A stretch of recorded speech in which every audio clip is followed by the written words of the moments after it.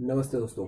आज समझिएगा भारत का संविधान, उसकी प्रस्तावना और उद्देशिका। तो इसे समझने से पहले सबसे पहले समझना जरूरी है संविधान सभा को। तो संविधान सभा को समझिए, इसकी स्थापना कब हुई थी? सन 1946 में। इसके कुल सदस्य कितने थे? तो कुल सदस्य थे इसमें 389, जिसमें से ब्रिटिश प्रांत से थे 292 सदस्य। देशी रियासतों से यानी कि भारत में जो अलग अलग रियासतें थी उनमें से थे 93 सदस्य, और जो केंद्र शासित प्रदेश हैं उनमें से थे 4 सदस्य। तो इस तरीके से मिला के 389 सदस्य टोटल इस संविधान सभा में थे। इसके अस्थायी सदस्य अध्यक्ष चुने गए डॉक्टर सच्चिदानंद सिन्हा, ठीक है, अस्थायी अध्यक्ष। उसके बाद 11 दिसंबर 1946 को डॉक्टर राजेंद्र प्रसाद को, जो हमारे देश के पहले राष्ट्रपति भी रहे, उनको इस संविधान सभा का स्थायी अध्यक्ष चुन लिया गया। फिर पंडित जवाहरलाल नेहरू ने, हमारे देश के पहले प्रधानमंत्री रहे, इन्होंने 13 दिसंबर 1946 में एक उद्देश्य प्रस्ताव रखा संविधान सभा में, जिसको स्वीकृत कर लिया गया 22 जनवरी 1947 को, ठीक है। फिर प्रारूप समिति का गठन हुआ 29 अगस्त 1947 में। एक प्रारूप समिति बनाई गई जिसके अध्यक्ष कौन थे? डॉक्टर भीमराव अंबेडकर। और उस समिति के, प्रारूप समिति के संवैधानिक सलाहकार जो थे वो थे BN राव, जिनका नाम था बंगन नरसिंह राव। और ये जो थे दोस्तों, ये एक मुख्य न्यायाधीश हुआ करते थे उस समय के, जज बोलते हैं जिनको। अब देखिए भारत की प्रस्तावना या उद्देशिका।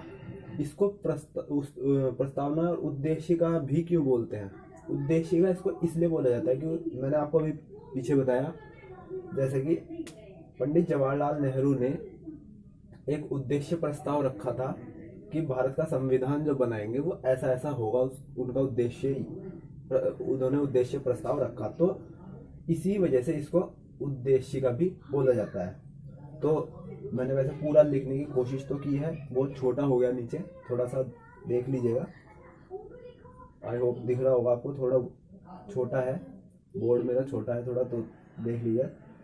हम भारत के लोग भारत को एक संपूर्ण प्रभुत्व संपन्न समाजवादी पंथ निरपेक्ष लोकतंत्रात्मक गणराज्य बनाने के लिए तथा उसके समस्त नागरिकों को सामाजिक, आर्थिक और राजनीतिक न्याय, विचार, अभिव्यक्ति, विश्वास, धर्म और उपासना की स्वतंत्रता, प्रतिष्ठा और अवसर की समता प्राप्त कराने के लिए तथा उन सब में व्यक्ति की गरिमा और राष्ट्र की एकता और अखंडता सुनिश्चित करने वाली बंधुता बढ़ाने के लिए दृढ़ संकल्प होकर अपनी इस संविधान सभा में आज तारीख 26 नवंबर 1949 ईस्वी, मिति मार्गशीर्ष शुक्ला सप्तमी संवत 2006 विक्रमी को एतद द्वारा इस संविधान को अंगीकृत, अधिनियमित और आत्मार्पित करते हैं।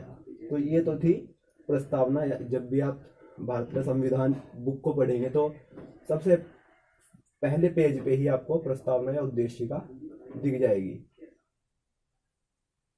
तो यहीं से पहला क्वेश्चन ये बन जाता है कि प्रस्तावना या उद्देशिका स्टार्ट कैसे होती है। तो हम भारत के लोग, यही सीधा सीधा आंसर हो जाएगा। और खत्म कहाँ पे होती है कि 26 नवंबर 1949 ईस्वी को एतद द्वारा संविधान को अंगीकृत करते हैं, अधिनियमित करते हैं और आत्मार्पित करते हैं, ठीक है। दूसरी चीज मैंने यहाँ पे इसको थोड़ा समझाने की कोशिश की है। अगर आपसे क्वेश्चन बनता है एग्जाम में कि इसको किस संविधान से जो है इस प्रस्तावना को लिया गया है, तो अमेरिका के संविधान से प्रस्तावना ली गई है, और प्रस्तावना या उद्देशिका की भाषा जो है वो ऑस्ट्रेलिया के संविधान से ली गई है।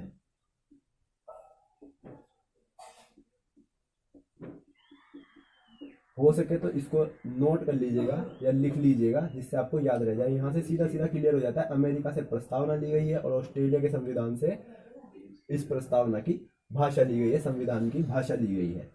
तो संविधान जो है हमारा पारित कब हुआ था? 26 नवंबर 1949 को, और लागू कब हुआ था? 26 जनवरी 1950 को, जिसको हम हर साल गणतंत्र दिवस के रूप में मनाते हैं, रिपब्लिक डे के रूप में। और 72 साल हो गए हैं। और यहाँ पर मैंने बताया प्रस्तावना, तो और हाँ, प्रस्तावना का जो आधार है वो क्या है? यही पहली लाइन में आपको इसका आंसर मिल जाएगा। हम भारत के लोग, यानी कि भारत के लोग, भारत की जनता ही उसका मुख्य आधार है, हमारे भारत के संविधान का। ठीक है। और प्रस्तावना या उद्देशिका को मैंने थोड़ा इस तरीके से चार्ट सा बना दिया है, हो सके तो इस चार्ट को उतार लीजिएगा, नोट कर लीजिएगा, जिससे आपको याद करने में आसानी होगी। यहाँ मैंने गुण लिखे हैं और उद्देश्य लिखे हैं कि भारत के जो संविधान है उसके गुण क्या होने चाहिए क्या हो। ये उन्होंने, जो संविधान सभा के सब सदस्य थे, उन्होंने ये एक उद्देश्य रखा था कि ऐसे ऐसे उसके गुण रखेंगे संविधान के, और ये उसके उद्देश्य होंगे। ठीक है। ये कहाँ से लिए हैं गुण? आप देख सकते हैं, मैंने यहाँ अंडरलाइन किया है। प्रभुत्व संपन्न, समाजवादी, पंथ निरपेक्ष, लोकतंत्रात्मक, गणराज्य, ये सब। ठीक है। और फिर यहाँ पे आ जाते हैं इसके उद्देश्य: न्याय, स्वतंत्रता, समता, व्यक्ति की गरिमा, बंधुता, ये सब।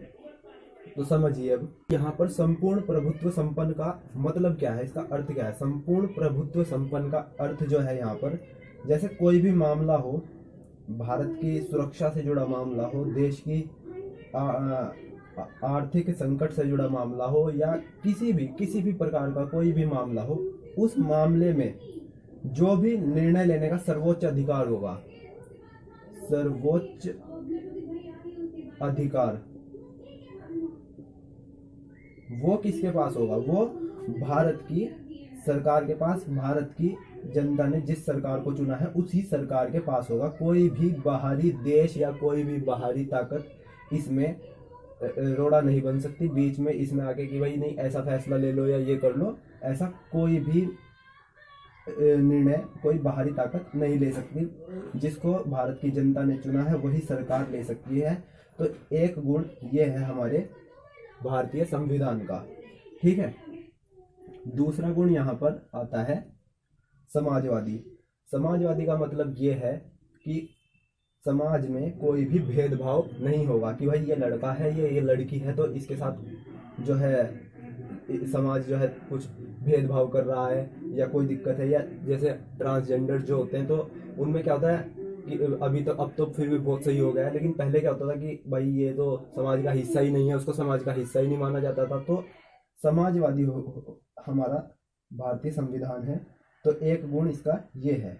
तीसरा गुण इसका ये है कि पंथ निरपेक्ष, जैसा कि यहाँ दिखाया जाए, प्रस्तावना में ही आता है पंथ निरपेक्ष।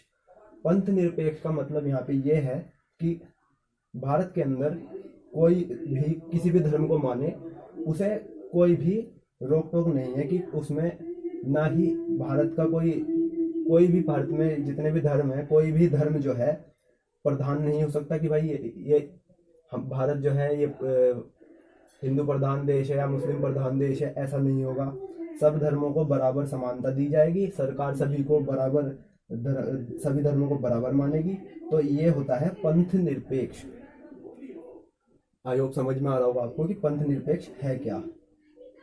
लोकतंत्रात्मक का मतलब यहाँ पे क्या होता है? लोकतंत्रात्मक का मतलब है यहाँ पे कि जो हमारे देश में जो भी सरकार बनेगी या जो भी शासन करने वाले लोग होंगे, उनको जनता चुनेगी, और जनता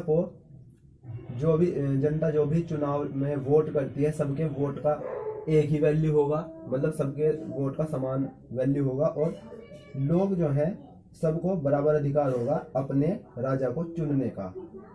लोगों को पूरा अधिकार होगा, सबको बराबर अधिकार होगा कि वो अपने राजा को चुन सकें, या जिसको भी वो पसंद करते हैं कि भाई हाँ हम इसको नेता मानते हैं और हम इसी को चुनेंगे, तो वो उसको चुन सकते हैं।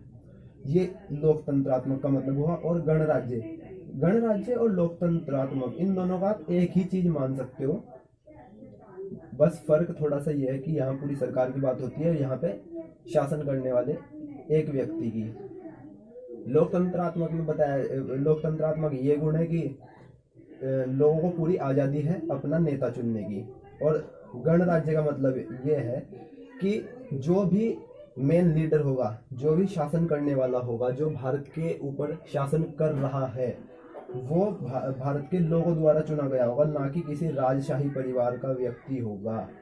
या जैसे पुराने समय में क्या होता है कि राजा का बेटा राजा बनता जा रहा है, उसका बेटा राजा बन गया, फिर उसका बेटा राजा बन गया।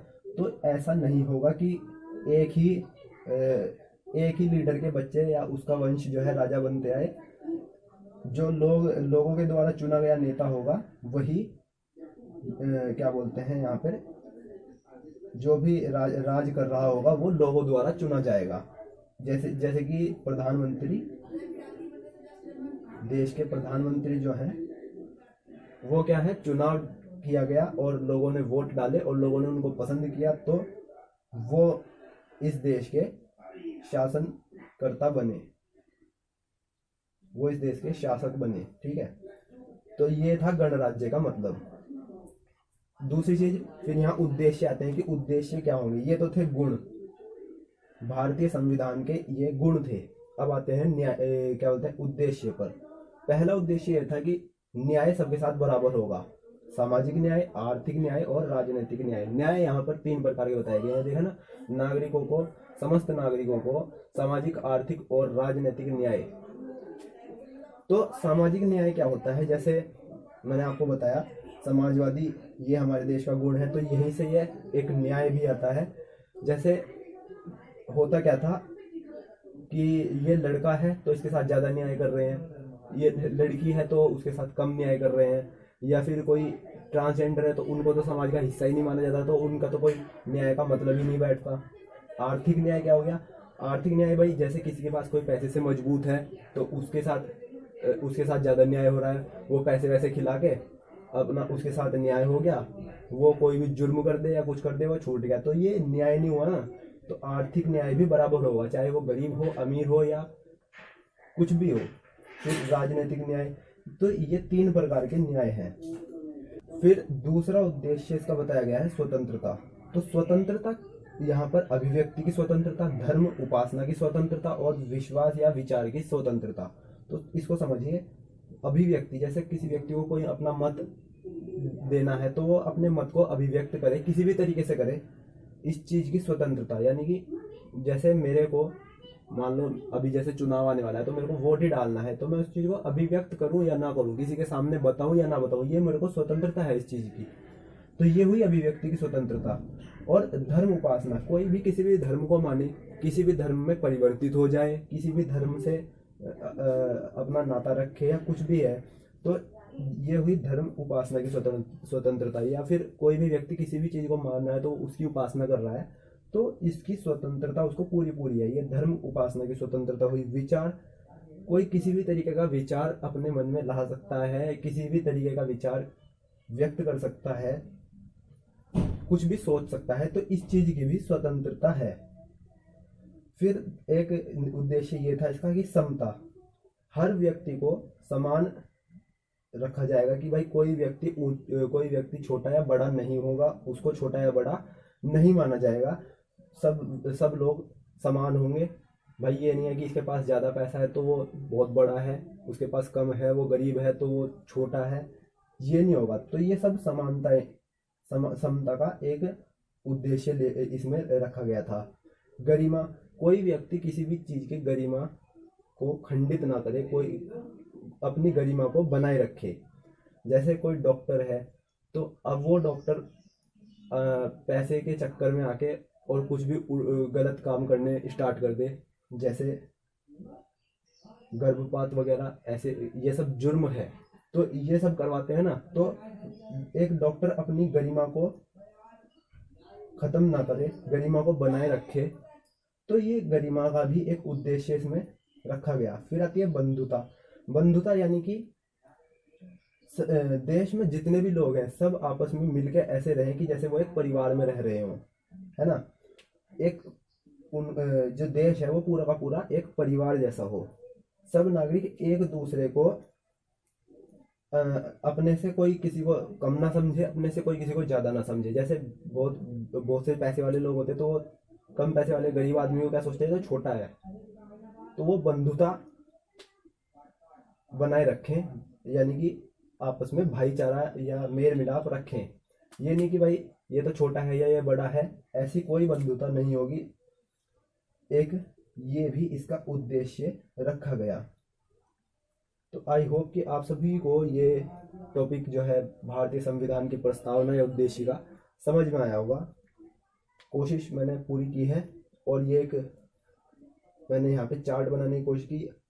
हो सके तो आप इस चार्ट को अपने पास नोट कर लीजिएगा, इसको उतार लीजिएगा, आपको याद करने में आसानी रहेगी। कोई भी क्वेश्चन आपको इससे रिलेटेड बहुत पेपर्स में कोई भी आप एग्ज़ाम देने जाओगे किसी भी तरह का, तो उसमें अधिकतर मिल जाएंगे आपको पॉलिटी से संबंधित ऐसे प्रश्न। तो आई होप कि आपको समझ में आया होगा, और थैंक्स फॉर वॉचिंग, और मैं मिलता हूँ आपको अगली वीडियो में।